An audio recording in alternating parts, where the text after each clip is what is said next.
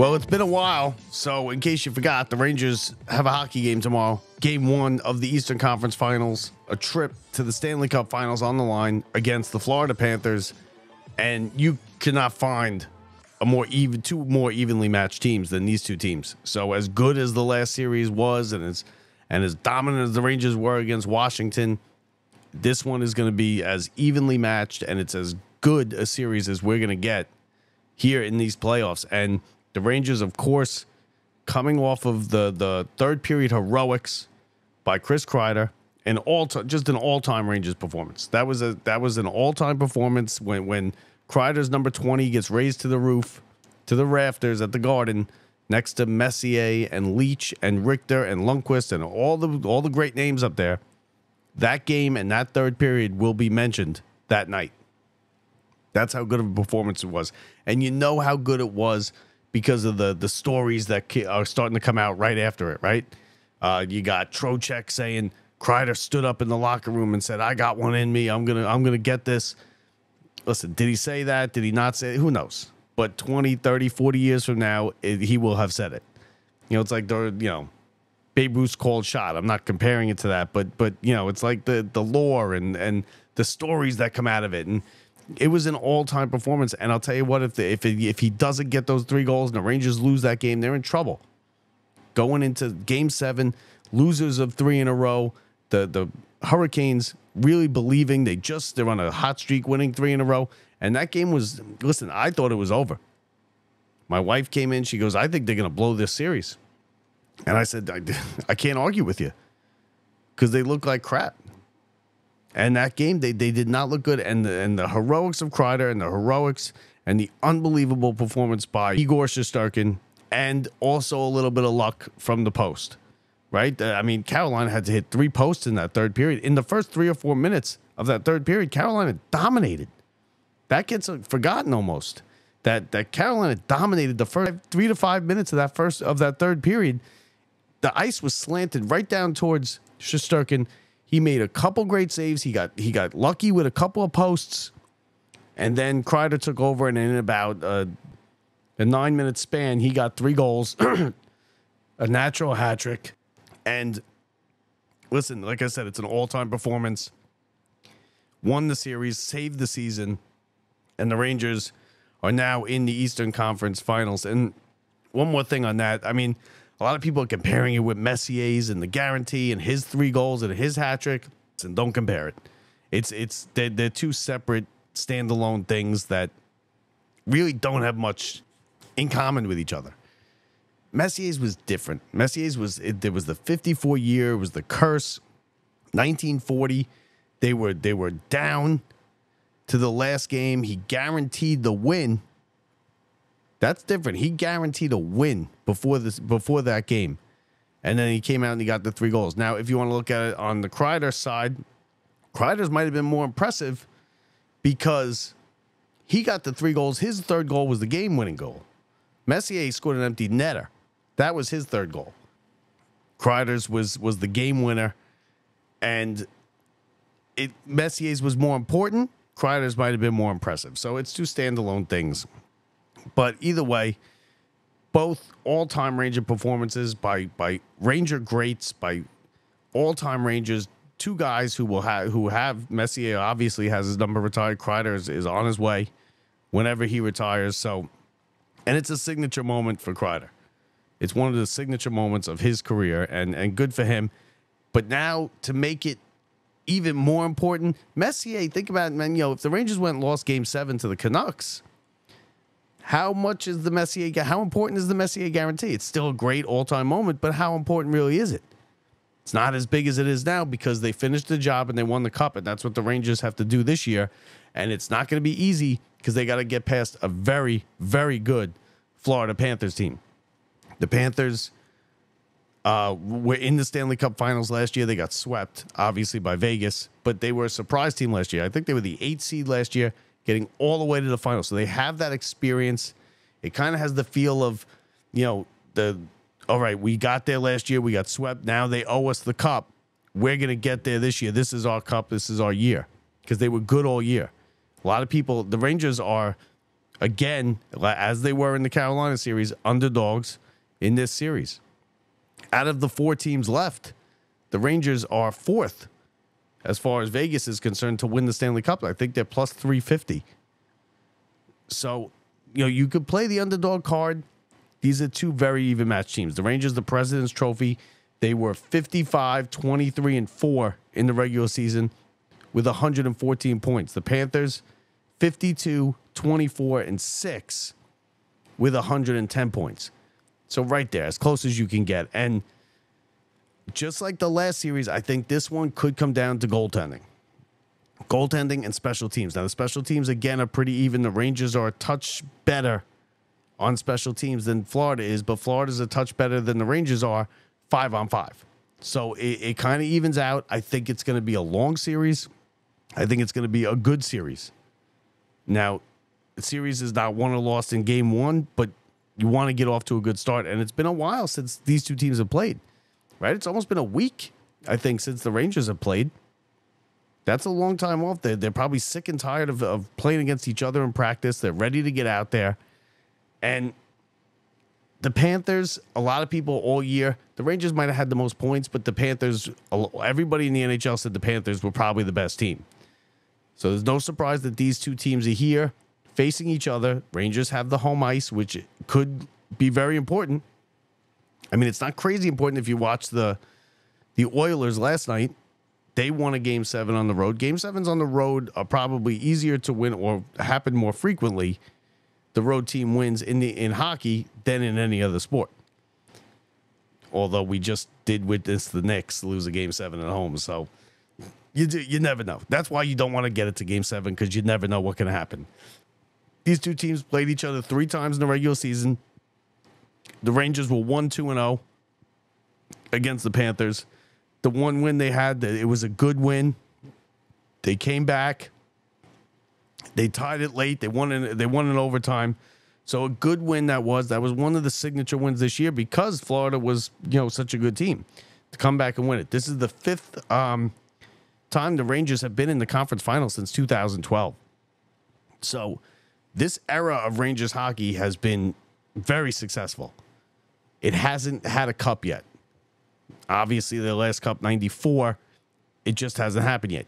To solidify this era, which is kind of the Kreider era, but it had, you're looking at Yager years, you're looking at Rick Nash years, stuff like that. They've been very successful. They've gone to 5. That's 12 years now. So 12 years, the Rangers have gone to 5 conference finals. They went to the Stanley Cup final and got swept by the Kings in 2014. And then 2 and 3 years as far as conference finals for the Rangers. Of course, they lost 2 years ago to the Lightning. Now, the Panthers, as we just said before, they were here last year. So they have that. It's basically the same core. It's the same team.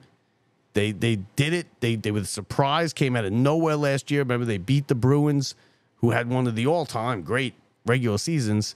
And then they went on and all the way to the Cup Finals, where they got swept by the Vegas Knights, and the Vegas Knights, of course, are Stanley Cup champions. So, listen, again, like I said, it's going to come down to goaltending, and I think the Rangers have the advantage. They have the advantage over everybody when it comes to goaltending. Igor's been great. He's 8-2 with a 2.40 goals against average. Bobrovsky is the Florida Panthers goalie, same goalie as last year. He's 8-3 with a 2.37 goals against average. So it's not like a big difference. Now, obviously Bobrovsky's numbers might be a smidgen better, but it's right there. It's right there. And this is going to come down to, it's probably going to be the bounce of a puck, a deflection. You got some great players on both teams. Now, the Rangers are a speed team with Zibanejad, Kreider. They are very fast. Trocheck. The Panthers play the same kind of way. They try and wear you out. The Rangers will run the 1-3-1 or trap. Not a trap, but they try and slow you down as you come through the neutral zone. Florida will dump the puck and they'll go and try and chase it. They'll try and beat you to the puck. They'll get there and they'll play dirty. They'll get down and dirty in the corners with you. And that's how they try to wear down the defense. Now, when you look at the Panthers, their best, Paul Maurice, he's been there before. He's been to the finals. He was the finals last year. He's been to the finals. I believe he went with the Ducks as well. I believe, don't quote me on that, but I believe Paul Maurice went to the finals as coach of the Ducks. Some names that you might, if you're not an avid hockey fan, might not know. We're going to let you know with them. Some of the big players on Florida. You got Tarasenko, Barkov, and Reinhart. Those are that's the first line for the Panthers. You got Kachuk, he's got 4 goals, 10 assists, 14 points in the playoffs. Reinhart has 5 goals, 4 assists in the playoffs. Reinhart's their big guy. He scored 57 goals in the regular season. He's struggled a little bit here, so you got to watch out for him because he's kind of due to break out. Someone who scores 57 goals. They played 11 games. He's got 5 goals, 4 assists, so 9 points. Barkov is another big player for the Panthers. 5 goals, 8 assists. He's got 13 points.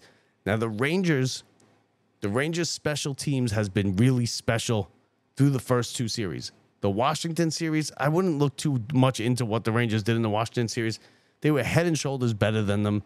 It was really a mismatch. It was a 4-game sweep. Rangers scored a couple of shorthanded goals. The stat that jumped out to me is that the Rangers in this playoff series, in the 2 series, they've surrendered 4 power play goals. They're killing off penalties at a 89.4% clip, but they've also scored 4 shorthanded goals. So when the Rangers are shorthanded, they almost look for offense. The Rangers are a very offensive-minded team. They score a lot of goals. They're a +9 goal differential through the first 2 series. So, and we saw what happened. They've jumped out big leads in these early in these series, and I think it's important in this one. You got game 1 is going to be tomorrow, Wednesday. Game 2 is Friday night, so it's Wednesday, Friday is how it's going to go at the Garden. I was looking at tickets. It's a very hot ticket. You're looking at like $500 just to get in the building, $600 in some areas. In the middle, like the $200 and $300, you're looking at $600. Just for a frame of reference, I spent $700 when I went to the Game 7 against Pittsburgh. What was that, 2 years ago? 2 years ago. The one where the Rangers got where they got the goal, the overtime goal. Panarin scored it. As far as the Rangers go, Hedl, who obviously has had the concussion issues, he sat out game 4 and 5, played game 3. He's iffy. He says he's good to go. The Rangers he's cleared to play. It's touch and go with Hedl because, and he's a good player. He's a good player. I don't really want to see Rempe out there. If you want my truth, I don't want to see Rempe the rest of this playoffs. It's just he's not ready. He's not a skilled player. He's not highly skilled. He's an enforcer. He goes out there and he fights. He's good in the regular season right now. Maybe down the line, a couple years from now, he will be better when it comes to being postseason. He gets a little more discipline. But right now, the projected lines, you're looking at Kreider, Zibanejad, Roslovic, and then Panarin, Trocheck, and Lafreniere. And I think the Panarin, Trocheck, Lafreniere line is the key to the Rangers. Kreider's going to get his. He gets a lot of power play goals. He's a scrappy kind of guy in front of the net, looking for deflections, kind of cleaning up messes. When a puck squirts out, he'll put it in the net. Panarin, Trocheck, and Lafreniere. Lafreniere has been huge in these playoffs, and he has just had a fantastic year. And it says so much about him because Lafreniere, this was it for him. He's a top pick just a couple years ago. I think he was the number 2 pick, maybe even the number 1 overall, but he was right there.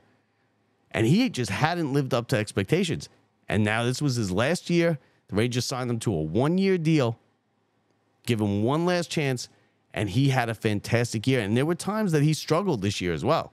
There were plenty of times where it was like, oh, Lafreniere, it's just not happening. Maybe he's a bust. He's really put it together the second half of the season. He's had himself an excellent playoff.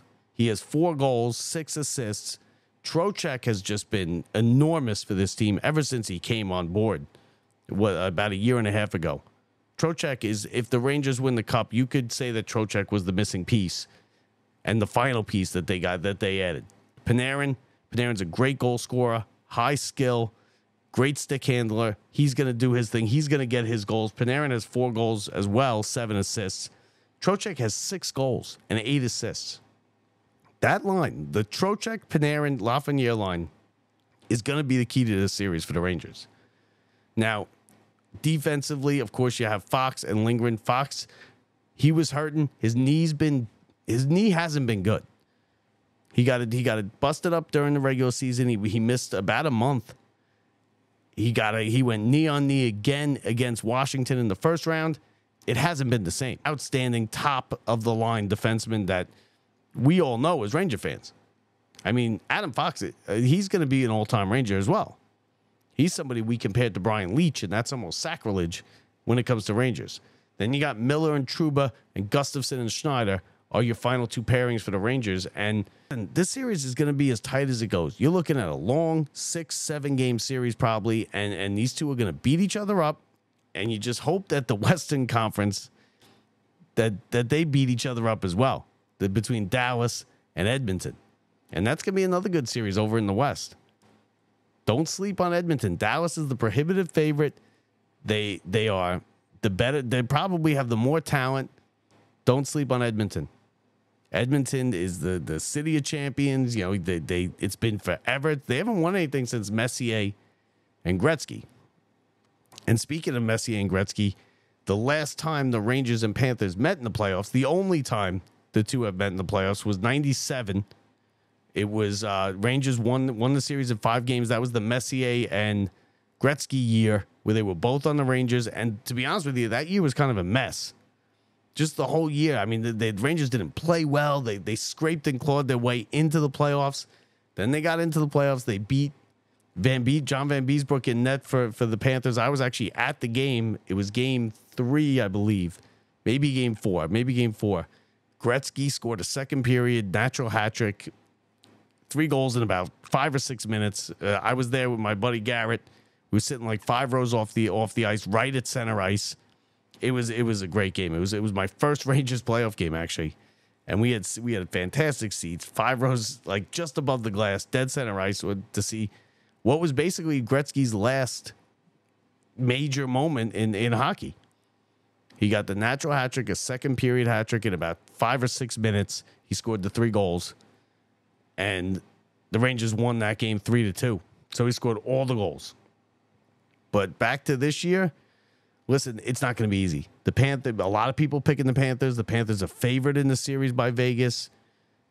It kind of just feels like the Rangers might be their year, right? Especially after that third period. Because if you're going to sit there and tell me that you didn't think that they would lose that game and that series was going 7 and they were going to lose game 7 on home ice, you're lying. Because we all did. We all felt it. All the momentum in the world. And Kris Kreider came back, and if the Rangers can finish the job and win this Stanley Cup this year, that will be the signature moment of the playoffs, I think. And Kreider, listen, he's reliable. Remember when Kreider started, he came right out of Boston College. He got drafted, and then about 3 weeks later, he was playing. He made his NHL debut in the playoffs. In the first round of the playoffs, they were like, oh, bring him up. And since then, he has just been a staple of the Rangers on this team, and he's one of the great players in front of the net with deflections and scrapping in front of the net. He's not that big, but he gets the job done, and he's just unbelievable hand-eye coordination with the deflections. It's a wild series. It's gonna be a really good series. You got what else we got here? What else do I got for you? So and like I said, as always, Zibanejad's going to be a big factor. He struggles a little bit too. Zibanejad, Kreider, Panarin, Trocheck, the top 6 for the Rangers is really as good as there is. It's just as good as Florida's. The goalies, I give the edge to the Rangers. Coaches, I think the coaching is relatively even. people would say the Rangers obviously have the better coach. He's got more wins. He's been more successful. Paul Maurice is a fantastic hockey coach. And he's been a coach in this league for a long, long time. And you don't get to coach in this league for a long, long time with multiple teams unless you're an excellent coach. I mean, Laviolette's been a coach of like 7 or 8 teams. He's coached half the league. He has a lot of wins, but you could call him a compiler. So, you know, the two fantastic, excellent coaches, 2 coaches that are probably headed to the Hall of Fame one day. The season series, like I said, the Rangers are 1-2. They won game. They won was a excellent win, a come from behind win, an overtime win, and it all gets started tomorrow. And it's going to be a lot of fun. And you know, it's a shame we don't have the Knicks. We lost the Knicks, right? They're out, so it's not going to be every night, but it's going to be fun watching these 2 teams go at it every other day for the next 2 weeks. And you could bet that it's going to go every bit of those 2 weeks. I think it's going 7 games. I think the Rangers win in 7 games. I think the fact that they have home ice helps. And listen, that 7th game, talk about a hot ticket. That's going to be as hot as it gets because it's going to be for a trip to the Stanley Cup final, and the winner will play either obviously Dallas, who's favored, or Edmonton, who I told you they don't sleep on Edmonton. I'm going to pick Edmonton to win that series in 6 games. I'm going to pick the Rangers to win this series in 7 games. And then I'm going to have the Rangers and the Edmonton Oilers in the Stanley Cup final. And listen, this is as good a run as we've had in a long time, right?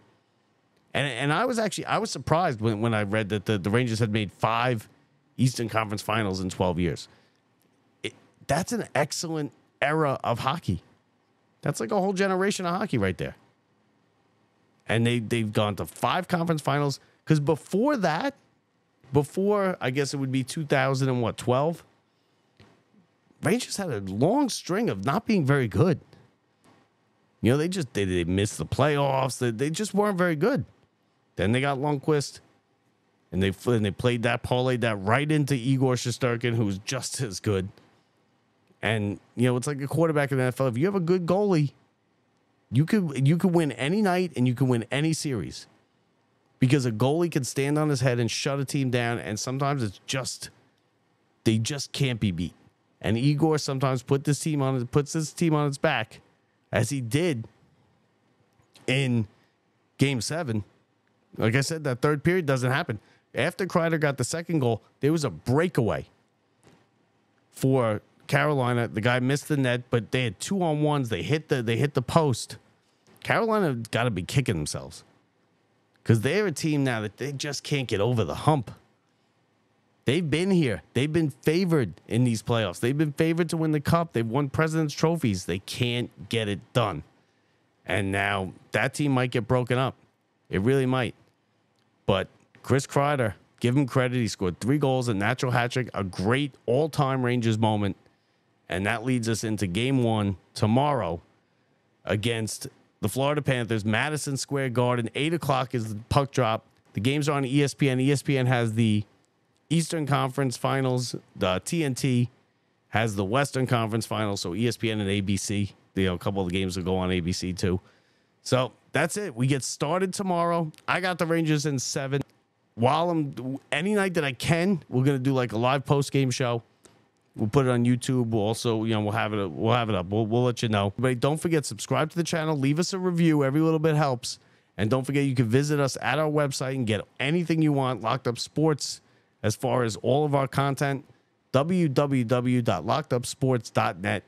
LockedUpSports.net. We are anywhere you get your podcast. Anywhere podcasts are available, we're available. YouTube as always. So thanks for watching. Thanks for listening, everybody. I'm Bob Walters. Let's go Rangers. See ya.